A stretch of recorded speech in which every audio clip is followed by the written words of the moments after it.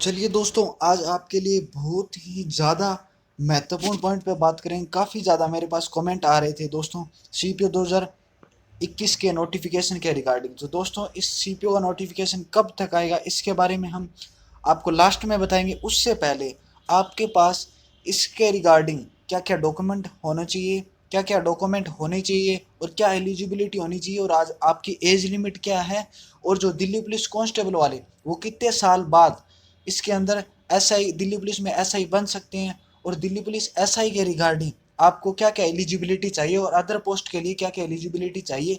इसके साथ साथ जो ओबीसी कैंडिडेट है उनके ज़्यादा मन में सबसे ज़्यादा डाउट रहता है कि Delhi police OBC for Delhi police और अदर यूआर, ये फॉर्म फिलअप करते टाइम सबसे बड़ा प्रॉब्लम रहती है। तो इसके रिगार्डिंग दोस्तों हम आपको कंप्लीट जो नोटिफिकेशन है उसके बारे में बताऊंगा। इतना डिटेल से आपको यूट्यूब पे कोई नहीं बताएगा, तो आप इस वीडियो को पूरा ध्यान से देखें।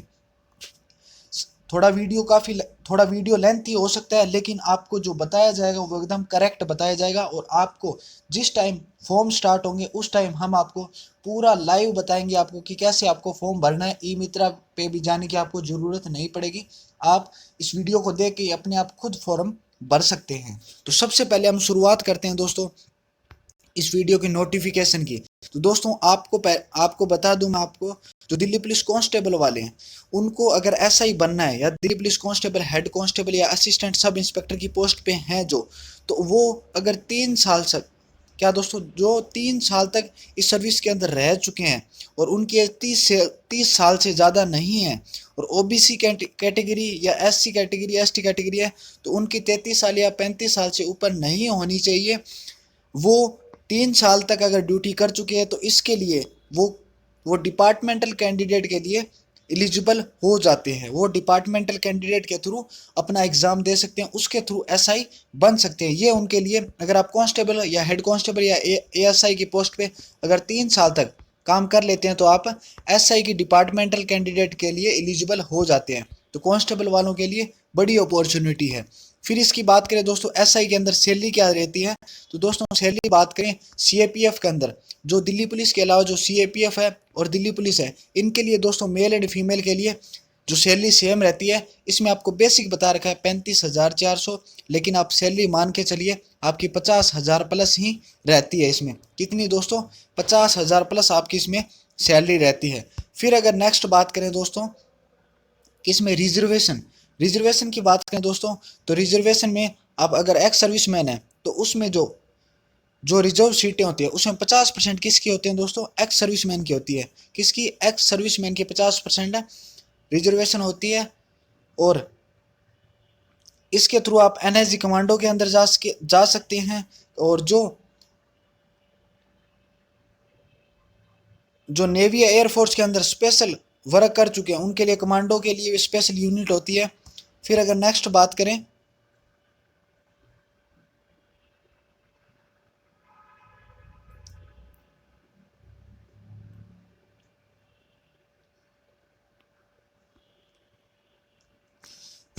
दोस्तों एज लिमिट के बारे में।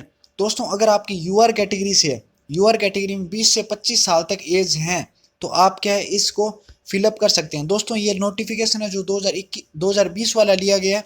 2020 वाले जो नोटिफिकेशन के आधार पे मैं बता रहा हूँ, और 2021 वाला नोटिफिकेशन वही सेम होगा, लेकिन उसमें डेट चेंज होगी। आपकी यहाँ पे दे रखी है, डेट दे रखी है 2021 तक, यानी आपको आगे जो नोटिफिकेशन आएगा उसमें आएगा 2022 तक। 2022 तक अगर आप 25 साल के अंडर में अगर यूआर कैटेगरी से, तो आप इस फॉर्म को फिलअप कर सकते हैं। ओबीसी में अगर आप 28 साल के अंदर है तो आप उसको फॉर्म को फिलअप कर सकते हैं, यानी ओबीसी वाले 28 साल तक इस सीपीएसआई का फॉर्म को फिलअप कर सकते हैं, और एससी एसटी के लिए 30 साल तक कर सकते हैं। उसके बाद हम बात करें दोस्तों, एक्स सर्विसमैन के लिए एक्स्ट्रा छूट मिलेगी, और जो जिनका विधवा है और जो डिवोर्स लेयर का महिला, वो 35 साल तक इस फॉर्म को फिलअप कर सकती हैं। उसके बाद हम बात करें जो डिपार्टमेंटल कैंडिडेट है यूआर कैटेगरी से, तो उनको अगर वो 30 साल के हैं, 30 साल के अंदर तो इस फॉर्म को फिलअप कर सकते हैं। अगर ओबीसी कैटेगरी से है तो वो 33 साल तक इस फॉर्म को फिलअप कर सकते हैं। एसटी एससी के लिए 35 साल तक। इतनी दोस्तों इसमें एज की छूट दी जाती है। उसके बाद में बात करें दोस्तों, अगर आपका ओबीसी सर्टिफिकेट दोस्तों जिस टाइम फॉर्म की एंड डेट होगी उससे अगर आपका पहले पहले का है ओबीसी या ईडब्ल्यूएस सर्टिफिकेट, आपका जो फॉर्म जब स्टार्ट होंगे उसकी जो लास्ट डेट होगी उससे पहले पहले का अगर आपके पास ओबीसी का सर्टिफिकेट है, ओबीसी या ईडब्ल्यूएस का, तो आपको डॉक्यूमेंट वेरिफिकेशन के टाइम में कोई भी प्रॉब्लम नहीं आएगी।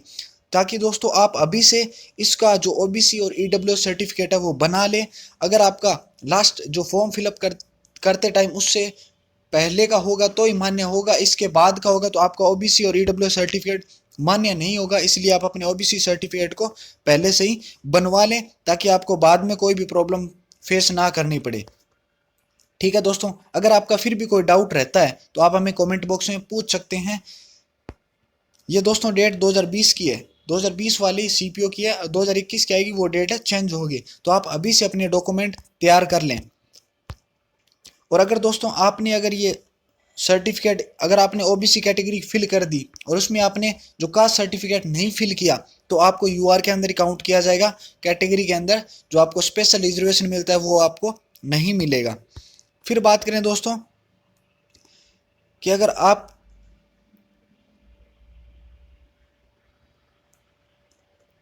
इसके साथ साथ दोस्तों आपकी एलिजिबिलिटी कब से काउंट की जाएगी, तो दोस्तों आपकी एलिजिबिलिटी वो 2022 से काउंट की जाएगी, 1/1/2022 से।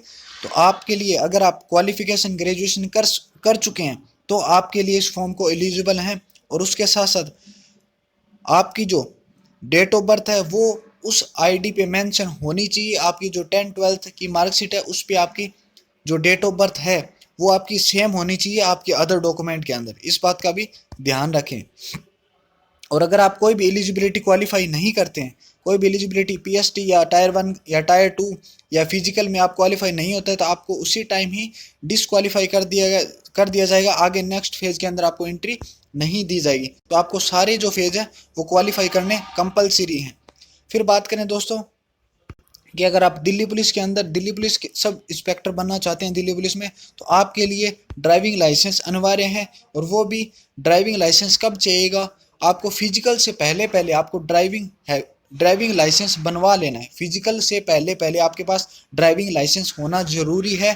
अगर आप टायर 1 में बैठते हैं तो कोई उस टाइम जरूरी नहीं, लेकिन फिजिकल देने जाएंगे उस टाइम आपके लिए ड्राइविंग लाइसेंस कंपलसरी है। फिर बात करें दोस्तों, आप फॉर्म भरते टाइम खास चीज़ों का ध्यान रखेंगे। अगर आपने जो 3 महीने से ज़्यादा आपके पास जो पासपोर्ट साइज फ़ोटो है वो नहीं होनी चाहिए और उस पर आपकी डेट मेंशन होनी चाहिए। अगर आपने फॉर्म फिलअप कर रहे हैं उससे 3 महीने से ज़्यादा पुरानी है तो आपको एग्ज़ाम में नहीं बैठने दिया जाएगा। तो इसलिए आप इस बात का ध्यान रखें, उस पर 3 महीने से ज़्यादा पुरानी डेट मेंशन नहीं होनी चाहिए और आप 3 महीने से ज़्यादा फ़ोटो भी पुरानी नहीं होनी चाहिए। अगर आपकी एडमिट कार्ड में और डॉक्यूमेंट में फ़ोटो मैच नहीं हो रही है तो आपको एग्ज़ाम में एंट्री नहीं मिलेगी। आप इस बात का ध्यान रखें। फिर बात करें नेक्स्ट दोस्तों,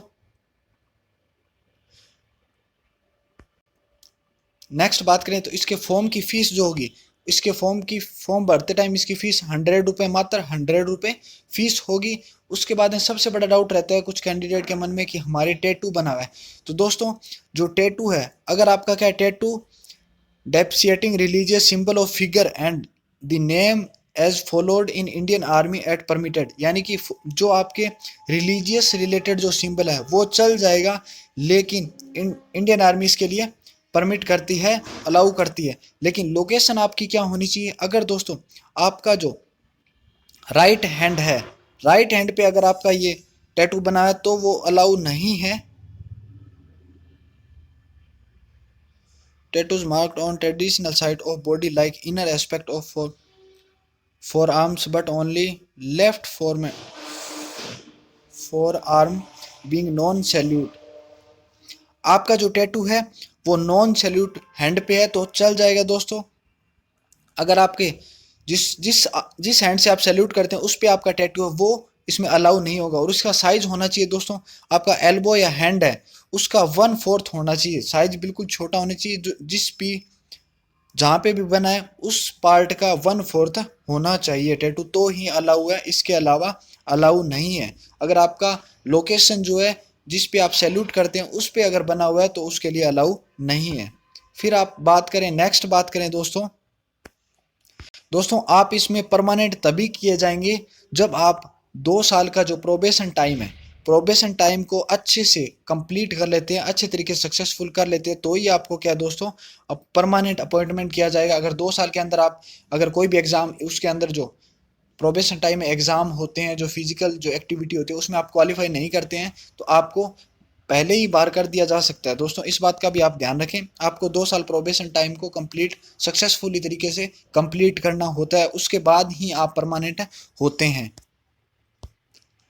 उसके बाद में बात करें आपको कितने फेज से गुजरना पड़ेगा, तो दोस्तों आपको सबसे पहले होगा टायर 1, उसके बाद में आपका होगा फिजिकल, फिजिकल के बाद में होगा दोस्तों आपका पेपर सेकंड, पेपर सेकंड के बाद में दोस्तों आपका होगा मेडिकल। यानी कि आपको 4 स्टेज से गुजरना पड़ेगा, उसके बाद में आपको ज्वाइनिंग मिलेगी। अगर आप कोई भी एक स्टेज में डिस्क्वालीफाई हो जाते हैं तो आपको इस स्टेज से बाहर कर दिया जाएगा, इस वैकेंसी से बाहर कर दिया जाए। आपको चारों की चारों जो स्टेज हैं वो क्वालिफाई करने कंपलसरी हैं। फिर बता दें दोस्तों आपको, अगर आपके पास स्पेशल कोई एलिजिबिलिटी है, जैसे एनसीसी सर्टिफिकेट है, तो आपके पास अगर सी सर्टिफिकेट है तो आपको 10 नंबर मिलेंगे, बी सर्टिफिकेट है तो आपको 6 नंबर मिलेंगे, ए सर्टिफिकेट है तो आपको 4 मार्क्स मिलेंगे। ये आपको इसमें स्पेशल क्राइटेरिया दिया गया है एनसीसी कैंडिडेट के लिए। और इसका जो टायर 1 होगा उस एग्ज़ाम में क्या कौन कौन से पार्ट से क्वेश्चन पूछे जाएंगे, तो दोस्तों आपके 4 पार्ट से क्वेश्चन पूछे जाएंगे। उसमें बात करें नंबर 1 की, तो रीजनिंग के आएंगे 50 क्वेश्चन, 50 मार्क्स के होंगे, और जनरल अवेयरनेस के आएंगे 50 मार्क्स, 50 क्वेश्चन, और क्वांटिटी एप्टीट्यूड यानी मैथ्स के 50 क्वेश्चन और 50 मार्क्स के होंगे, और इंग्लिश के 50 क्वेश्चन 50 मार्क्स के होंगे, और टाइम रहेगा आपका 2 होर, यानी 2 घंटे आपका इसका टाइम रहेगा। उसके बाद बात करें, उसके बाद आपका होगा फिजिकल, फिजिकल के बाद में होगा आपका टायर 2। दोस्तों क्या होगा, टायर 2 होगा, टायर 2 में आपके आएंगे इंग्लिश के 200 क्वेश्चन और टाइम रहेगा आपका 2 घंटे। तो इस तरीके से आपको ये एग्ज़ाम देने पड़ेंगे। एग्ज़ाम के बात करें दोस्तों,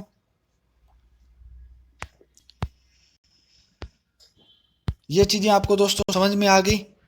इसके बाद में अगर आपका कोई भी डाउट रहता है दोस्तों मेडिकल के रिगार्डिंग या फिजिकल में क्या क्या होता है, तो आप हमें कमेंट कर सकते हैं, कमेंट कर दीजिए। आप हमें से कमेंट में पूछ सकते हैं कि हमारा ये डाउट है, तो हम आपके जितने भी डाउट हैं वो आपके डाउट है सोल्व कर देंगे। आप हमारे कमेंट में ज़रूर पूछ सकते हैं। इसके अलावा अगर आपको मेडिकल के रिगार्डिंग कोई भी इश्यूज़ है, मेडिकल के रिगार्डिंग आपको वीडियो चाहिए, तो हम मेडिकल के रिगार्डिंग भी वीडियो प्रोवाइड कर देंगे।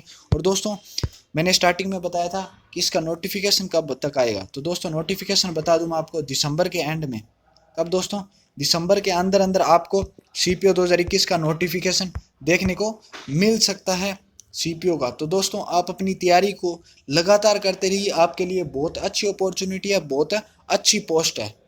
तो दोस्तों अगर अगर आपने इस चैनल को अभी तक सब्सक्राइब नहीं किया तो चैनल को सब्सक्राइब कर लें, ताकि दोस्तों इस पे आपको सीपीओ के जो भी नोटिफिकेशन है, सीपीओ के रिगार्डिंग जो भी आपको लेटेस्ट अपडेट है वो आपको ऑथेंटिक और सबसे पहले मिलती है। धन्यवाद।